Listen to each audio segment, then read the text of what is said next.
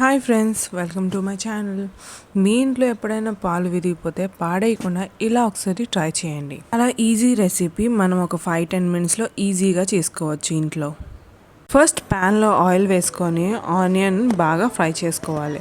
కొంచెం salt, ginger garlic paste, చిటికెడు పసుపు, 2 స్పూన్స్ ధనియాల పౌడర్, 1 స్పూన్ జీరా పౌడర్, సరిపోయినంత కారం వేసుకొని బాగా మిక్స్ చేసుకోవాలి. అందులోనే 2 టమాటాలు ప్యూరీ వేసుకొని కలిపేసుకోవాలి.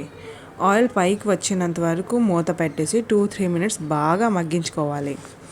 విరిగిపోయిన పాలుతో చేసిన పనీర్ని యాడ్ చేసుకొని కొంచెం వాటర్ కూడా వేసుకొని బాగా కలిపేసి ఒక 3 మినిట్స్ ఉంచాక ఇంకేంటి కొత్తిమీరతో గార్నిష్ చేసి వేడివేడిగా పుల్కాస్ రోటీస్తో సర్వ్ చేసుకుంటే చాలా బాగుంటుంది.